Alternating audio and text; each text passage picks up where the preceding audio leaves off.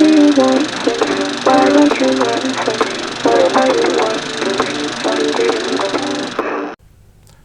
Hello lovelies, it's the last comments video of the year, but I think I'm going to continue to do these into the new year because it's good to have an opportunity to converse with people rather than just in the comments section where a lot of back and forth and interesting things tend to get lost a little. But yes, it's the last one of the year, so excuse me if I wax on the loquacious side. In discussions on Doctor Who, John Harrison says, RTD has erased an iconic character with a disability and replaced the character with a version that does not have the disability. This is disgraceful. Yeah, and then inserted a character with the same disability but on the side of the goodies. So it's, well, I mean, like he said, the problem he seems to have is that someone with a disability is a baddie, and that there have been associations between disability and baddies as a trope in the past.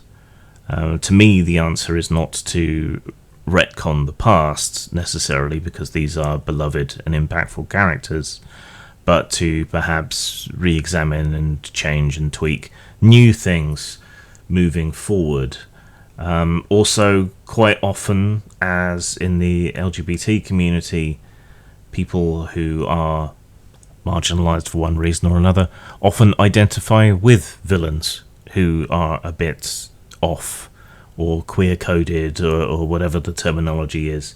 You know, people love Loki so much that he was turned into more of a hero in the Marvel universe, but Loki has always been a bit of an odd duck in mythology and so on from the start. And certainly from what I've seen, a lot of disabled people don't exactly identify with Davros, but they find something admirable in the way that he overcame his disabilities and became something more and was such an iconic and effective bad guy in Doctor Who.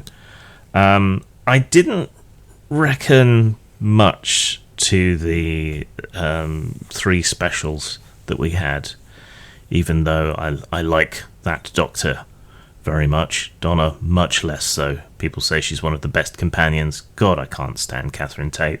It's just not funny to me at all. Too close to people I've met in real life, just constantly shouting at people and not being happy with anything. Not fun. Ncuti, though, I quite like his Doctor, and I quite liked the whole goblin thing. It wasn't particularly Whovian, but it was fine for a Christmas special. I liked his outfit, though from production stills it seems like all manner of different outfits are going to appear. But yeah, he made me think of Griffiths from Play School here in the UK in the 70s and 80s. I think that's an intentional nod. But there's a good vibe. And what I find unfortunate is that RTD front-loaded the specials with so much message and so on that it's turned too many people off Doctor Who, and they're not going to give Ncuti his fair dues. I think the bones of a good run as the Doctor exist within that first episode with him there proper. So I'm actually vaguely hopeful, but that may just be because, like every other form of entertainment I love, it's been horrible recently, and so, you know, a few crumbs from the table of creativity may have more of a positive effect on me than they otherwise would. Something is definitely going on with the YouTube algorithm, or maybe it's just that I'm making videos when most people won't until the new year. I don't know, but I'm getting a lot of comments and views on older videos and newer videos, and I'm picking up subscribers at a good rate. I don't know what's going on. I should just be happy, right? instead of suspicious. But I'm suspicious because I'm too used to YouTube screwing me over. Anyway, on an old video about me quitting inappropriate characters over the COVID denialism of Venger and Pundit, Doc Flamingo says, I wonder if you've revisited your views now that we know it was all BS and shutting the world down killed a lot more people than the Chinese sniffles ever did. It's not just the Chinese sniffles. We know that long COVID is a thing that has been a huge detriment to many people's lives. I personally am high risk due to my various ailments, so I appreciated people being cautious. If we hadn't taken protective measures, 40 million people could have died. You know, that's a lot of people. That's according to Imperial College London, who I would trust on these sorts of things, you know, to know what they're talking about.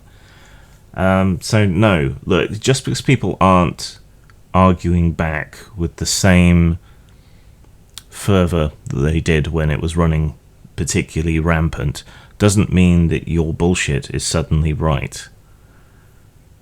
It was a deadly disease, is a deadly disease, that it killed a hell of a lot of people, and would have killed a hell of a lot more people if we hadn't locked down, if we hadn't masked up, if we hadn't vaccinated. So just because people aren't arguing back so strongly anymore because there's less feeling of urgency doesn't mean that your denialism is valid. So, you know, my views have only been reinforced by all the information that has come out after and since. Yeah, it's a lesser evil, but it's a lesser evil. On one of many old videos about safety tools, Doc Flamingo also said, I'm offended by people who are offended. Subsequently, anyone who is offended by anything at my table is guilty of offending me and is ejected for being offensive. The fucking nerve of them. Well, yeah, that is kind of the reductio absurdum, which isn't a fallacy in and of itself, of where this all leads, really, isn't it? Rather than compromising, adjusting, owning our own shit, you know, taking care of ourselves, if we expect everyone around the table to enforce their particular point of view on everybody else, well, you end up with shit like this. On another old video about when a potato accused me of being alt-right, Chameleon Lost says, okay, you lost me with your men get raped more. It's not really a gendered issue. Then using that misinformation to brush away the criticism against you. What a creep.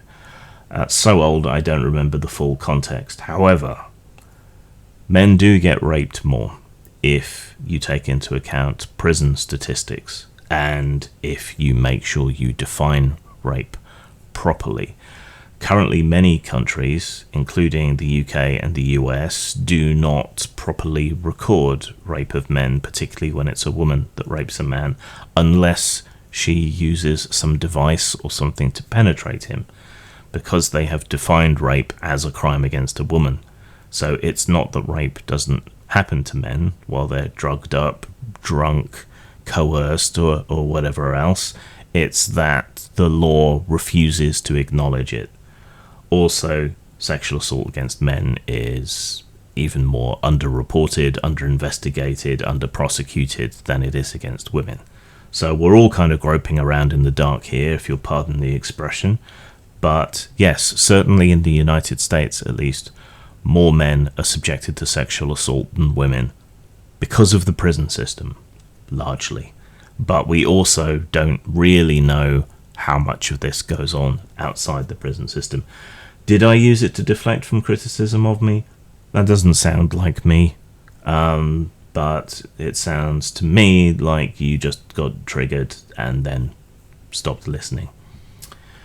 On the review of Wretched, Midnight Green says, when they got kicked off drive-thru, they being the Red Room, I told them they shouldn't act surprised about it. They bragged about getting books pulled or getting warnings in the past. I don't agree with censorship, but what is.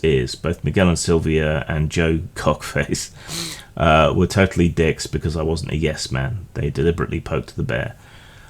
Yeah, but no. I did actually post a reply to that comment, but for whatever reason it didn't show up in YouTube, so I'll take the opportunity now.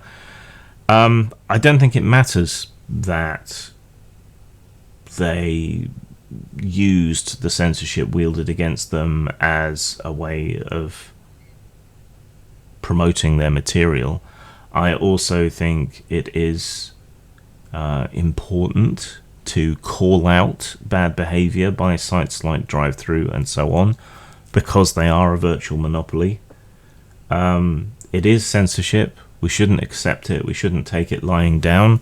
I had a couple of conversations with people from DriveThru, but I've already said about as much that I'm allowed to about that. So there's more censorship. Did they deliberately poke the bear, or did they just anticipate what the reaction to stuff they were going to make anyway is? And should a company be so graceless when they are criticized for their actions? Probably not. Should censoring or knocking people off their platform require an extremely high bar? Yes, it probably should. Should they revise their practices if they keep running into this problem, if they keep treating people like Jim Raji, like Venture Satanis, like me, like the Red Room, in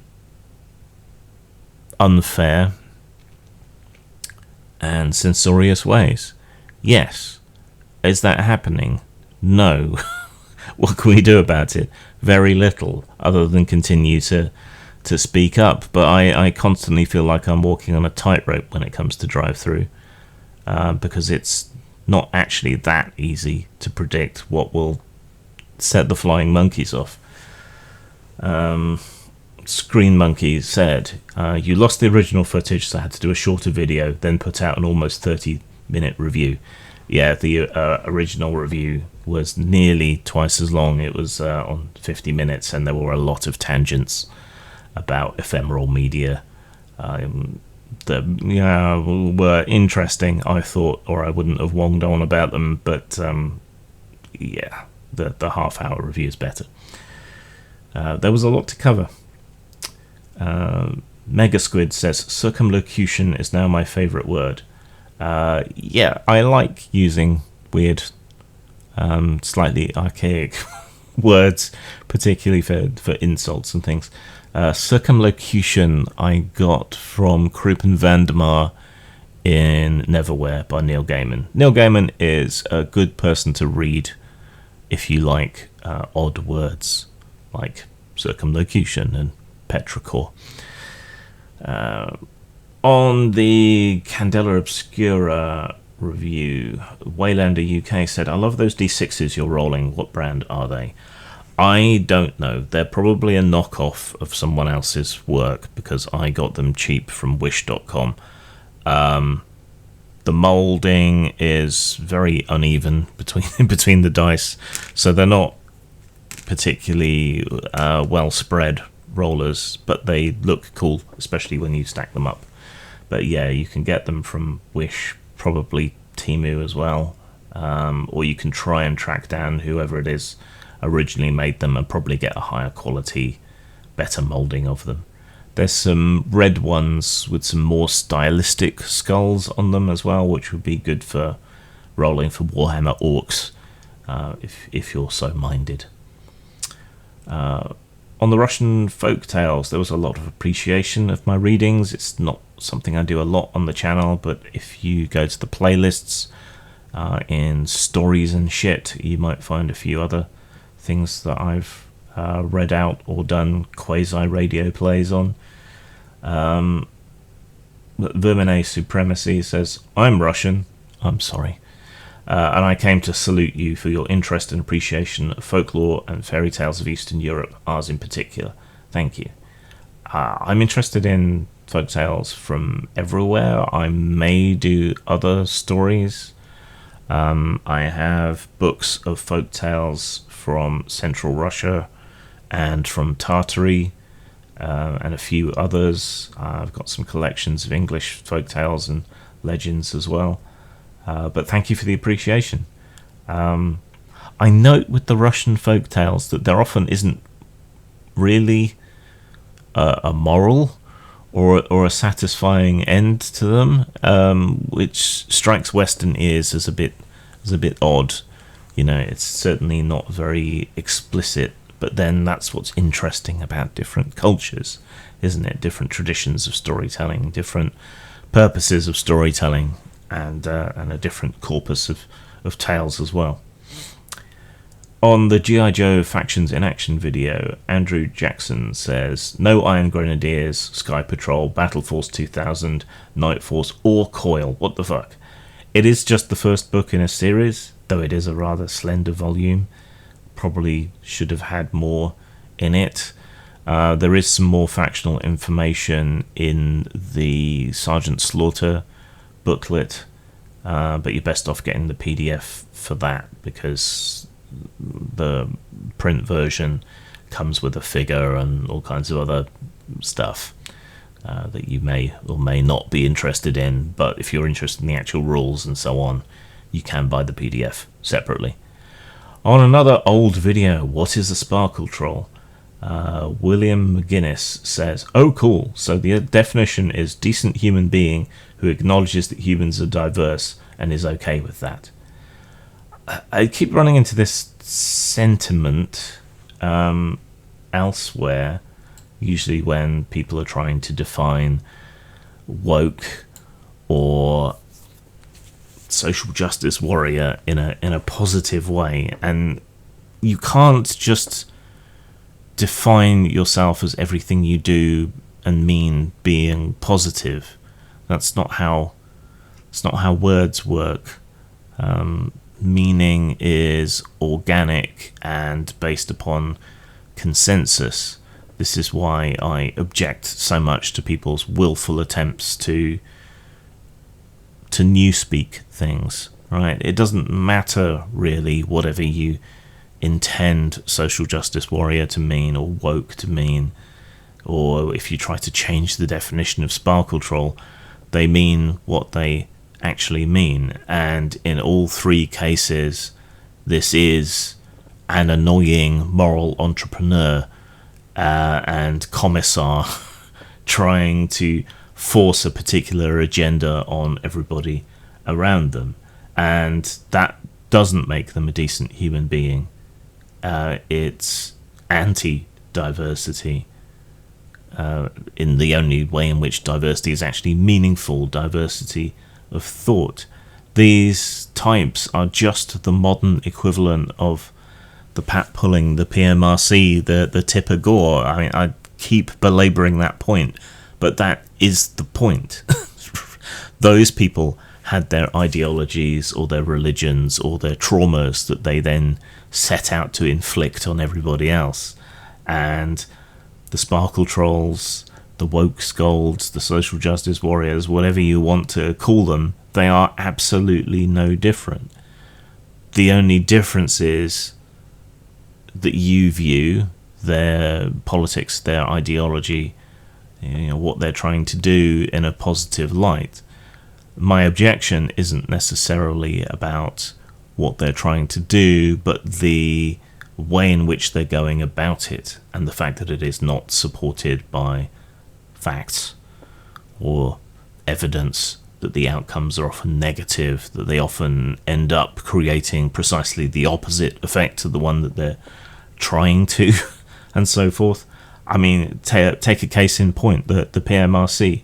They were responsible for the parental advisory explicit lyrics badge on CDs, which became a badge of honor and boosted sales, right? They were trying to warn kids away from buying these and parents away from these tunes, but it just lent those tunes a certain cachet, right? And we see the same thing happening over and again. And the effect of the PMRC, if they hadn't been reined back slightly and so effectively opposed, was negative upon the music industry, or would have been much more negative upon the music industry. And this is no different. It's the evangelical Christian right screaming satanic abuse all over again. It's just this time you agree, apparently, that there is satanic abuse going on. It's boggling that anyone thinks that's a positive. On how I review things, the great and powerful Dave Morris says, it's telling that novelists who are passionate about injustice, prejudice, and so on don't write stories in which those things simply don't exist. If they did, we wouldn't have novels like Darkness at Noon, Untouchable, To Kill a Mockingbird, etc., that confront such issues head-on. Movies and other art forms likewise. Yet role-playing designers usually balk at the challenge and instead retreat into a sanitized let's pretend universe created for escapism. Don't they think that role-playing can be treated as art? At the risk of being pretentious, and this is something I'm going to try and get over in the new year, I do believe that role-playing can be art. Of course, my definition of art is very broad and all-encompassing, but even so, yeah, I agree. And sanitizing fictional worlds does not do anything to help sanitize the real world. Given the time of year, look at Charles Dickens, right? Dickens was not just a novelist. He wrote columns, and he was very important in the way in which we moved to improve the situation of the urban poor in the UK. And this was in part due to his stories and the way in which London's teeming mass of the impoverished was depicted in his stories. So whether it's Oliver Twist in particular or any of his other works, he turned a harsh spotlight on the nastiness that occurred, and that brought it into the public consciousness, and people did things to change the real world.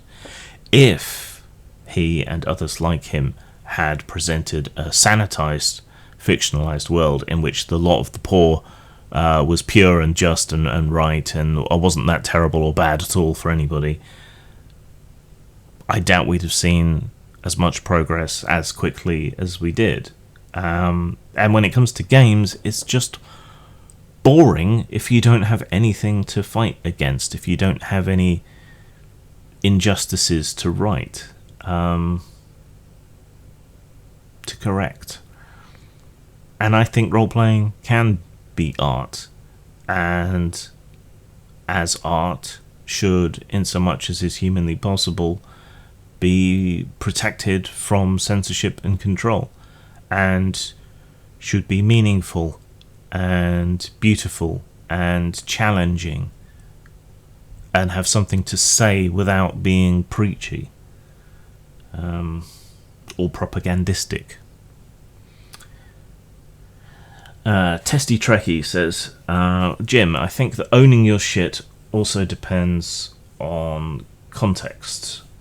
The game you're playing and whom you're playing with. Here we were talking about safety tools and things again, and the nature of horror. I ran a game of Aberrant with close friends years ago where a key plot element was a victim of child sexual abuse has erupted as a super and is killing everyone who watches videos of her abuse. What I didn't know was that one of my players had been a victim of something similar, and me springing it on them completely without warning made them feel intensely unsafe and triggered a PTSD attack. Based on that, future games involving that player avoided that subject because the person is our friend and we want them to feel safe and comfortable around us.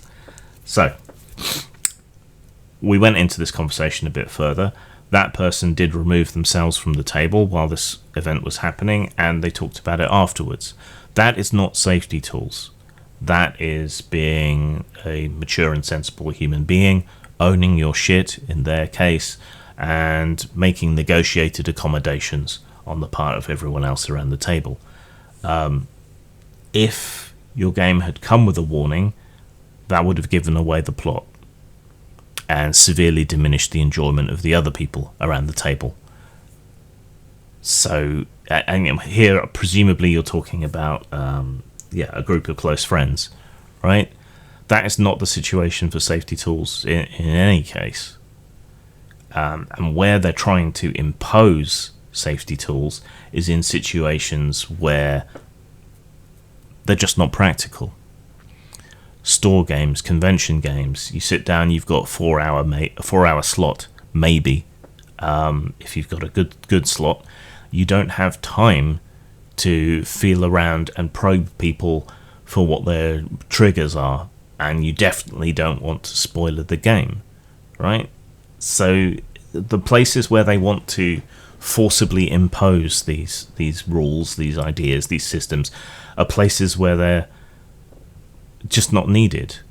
In your home group, you know each other, you find out about each other, and so you don't need these formalized safety tools. And in the other situations, the cons, the game stores, the game clubs and so on, you don't have time to fuck around with it. Plus, do you really want to sit down at a table and reveal your innermost triggers to a bunch of strangers you've never met before? That's something they never seem to take into account. But your way of doing things is how it has always actually been done, and is the most effective way of doing it. Own your shit and talk things over with your friends. You don't need these tools. You certainly don't need them forced upon you. Someone with just a string of digits, BF-UP5XW, catchy name, says, I haven't watched your review of Candela Obscura yet, as I stumbled upon this video first. I just wanted to say that I appreciate your take on horror. I'd love to hear your thoughts on Algernon Blackwood. He seems to me to be a rather well-adjusted chap who is also a mystic, and yet he chose to write his stories that explore his mystical and psychical ideas, largely in the shape of ghost stories. I've always thought it odd that he seemed to want to write somewhat scary stories about, as he saw it, real aspects of the world that were overall rather wonderful, but perhaps I'm way off. If I remember correctly, Algernon Blackwood had a very rigidly defined and quite extreme religious upbringing, and so his interest in the supernatural and in other religions is borne out by the psychological abuse and religious stricture of his childhood. So, as with other authors of horror and so on, I think that there is an element of trauma and so on there, and he's writing about what he loved in a way that is going to reach people and be engaging and interesting to people. I don't think every effective horror author has to have trauma or repression in their pasts, but I do think it's more effective when they are writing something they know or they feel. It just comes out on the page quite often. Quick and Dirty Roleplaying says, after having watched your review of Candela Obscura, I feel that I have a greater understanding and appreciation of your position. Your explanations of how the utopian society of this part of the illuminated world setting is a sort of uncanny valley of human societies, given what we know of human history and how material conditions have a vital effect on how they develop, was quite enlightening. Oftentimes when utopias are presented in film and novels, the horror aspect comes from what it takes to maintain those societies in the first place, whether it's Soylent Green being made of people, a hidden culling of the population performed in service of eugenics agenda, the complete outlawing and destruction of art and expression for the sake of keeping the populace at an emotional equilibrium, or having the population hooked up to a simulation without their knowledge for the sake of using them as a power source. The horror of the utopia is that it's actually a dystopia, but the populace is either too asleep to notice or too committed to maintaining the status quo. So there was more to that comment, I think, but that's the gist. So yeah, you could make Candela Obscura more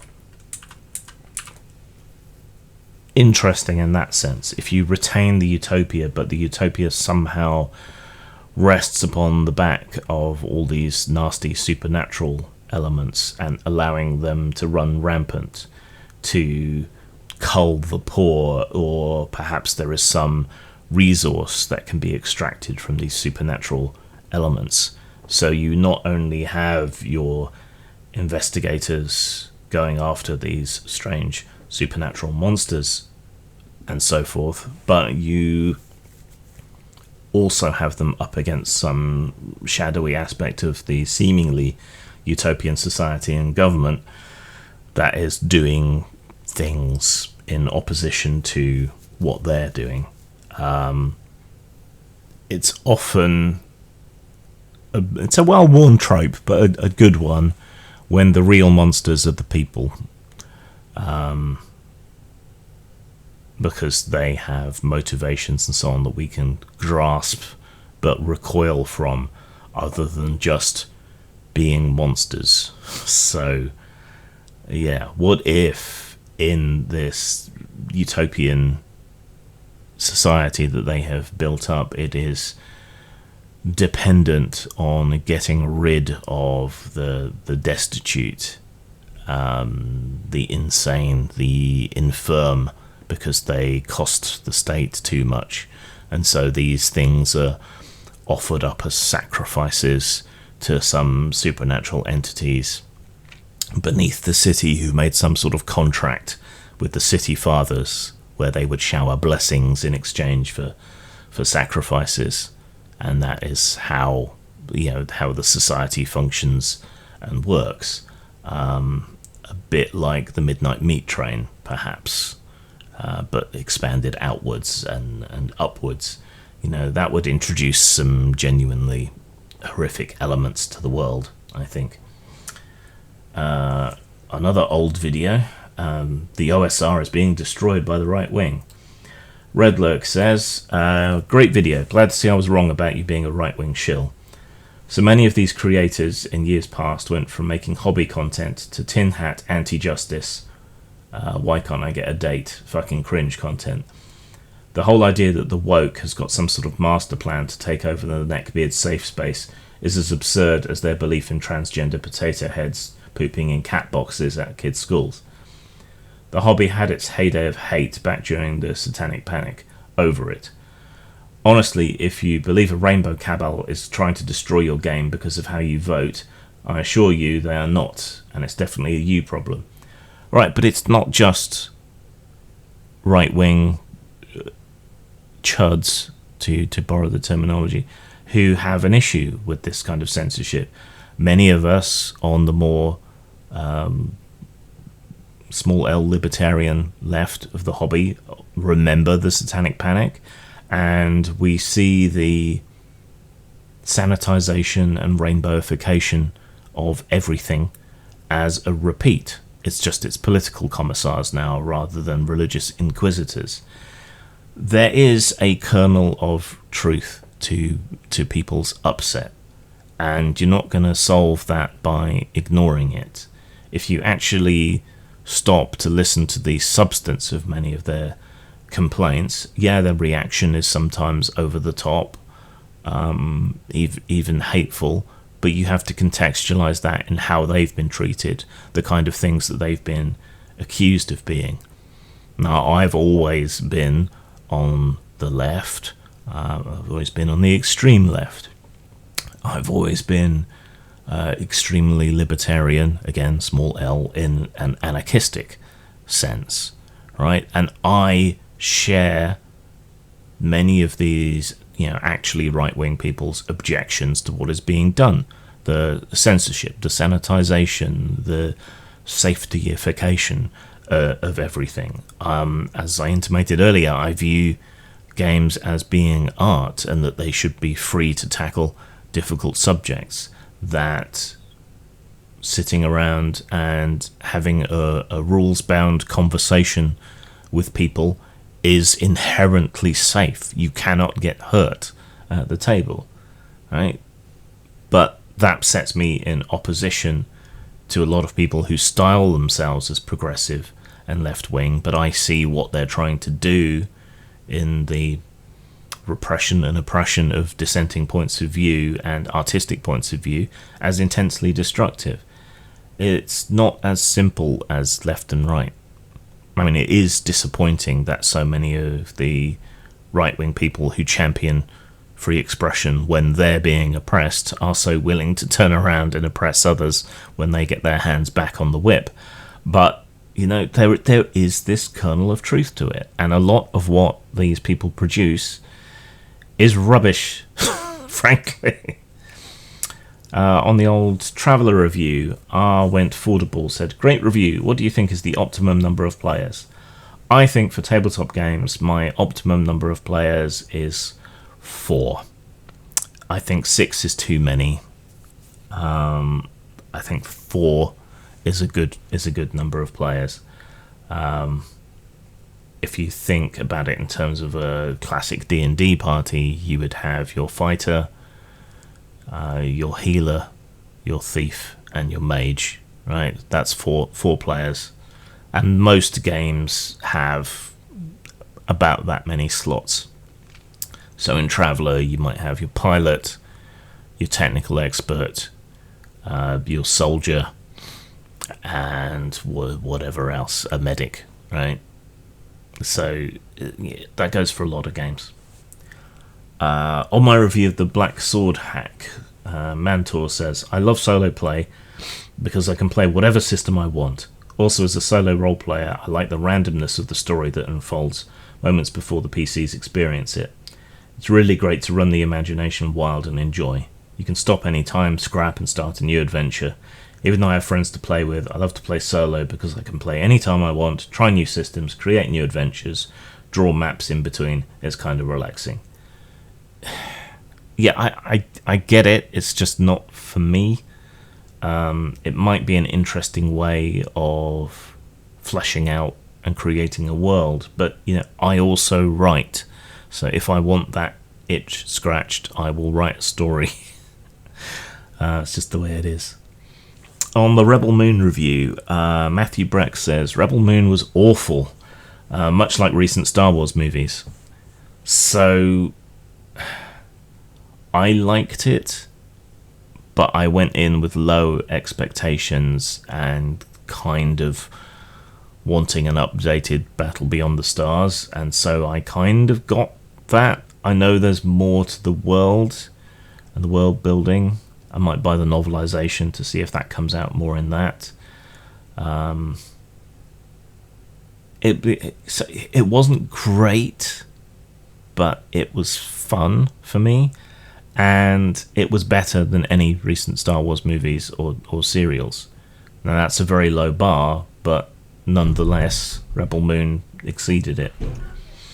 On the old video, "Bigotry is going to kill your indie RPG career," Midnight Green says, "Grim, I would be absolutely thrilled if Goodman hired you. I love DCC and I think you could create some wild stuff for them." I don't think they would employ me. It would be far too controversial, and we've seen the way the wind is blowing there. I have a very long association with one of their staff artists, Brad McDevitt. He sells stock art on my sites. And I wouldn't want to hazard his employment by my presence. Let's put it that way. I also think I would be too hemmed in by a single system. So I expect if I did work for Goodman, if they wanted to actually employ me, it would narrow the scope of my capability to create.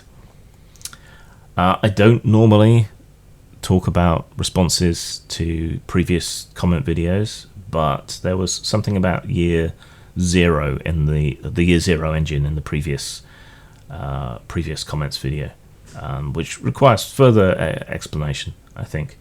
So a commenter says, "I don't disagree about the degree of possible failure or the suggestion of it.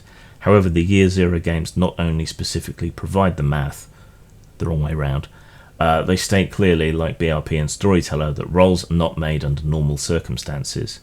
Yet, like BRP and Storyteller, people seem willing to follow the instructions for how the dice rolls are done, but unwilling to follow the instructions for when." Here's the problem, right? You need a calibration for difficulty. So you need an average difficulty that someone competent will succeed at, the vast and overwhelming majority of the time. Yeah? So in Storyteller, for example, if we have an average person set up to perform an average task, right? So a stat of 3, skill of 3, so they're professional at it. 6 dice, about, these days, half of them are going to come up as successes. So you've got a good level of redundancy there, where you can get at least 1 success, which on an average run-of-the-mill everyday task, that's all you need. So you've got a calibration. Okay, so someone who is average in ability, professionally skilled, okay, we know that they can reliably complete an average task, and we can then calibrate from that for when more difficult things are. The Year Zero engine, we don't have that. You only roll at all in a more difficult situation. But what constitutes a difficult situation or a stressful situation? When should we roll? When should we not roll? What if it's an average typical task, but you are low skilled? Right? Shouldn't we roll then to see if you succeed? But then the system is calibrated for when things are more difficult. It makes it harder to judge where the different difficulty levels for certain actions should be, and that's a problem. that's quite a big problem. It's a bit too wibbly wobbly, and just it makes things more difficult for everybody. And lastly, let's round out the year with a Kalergi comment.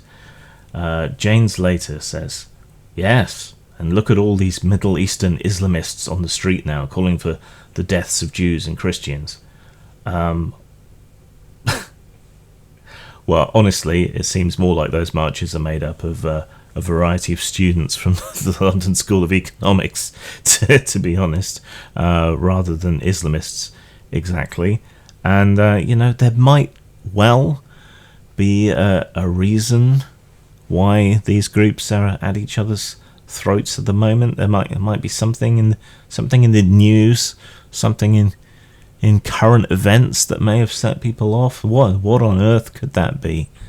And why would it upset anyone? Tja.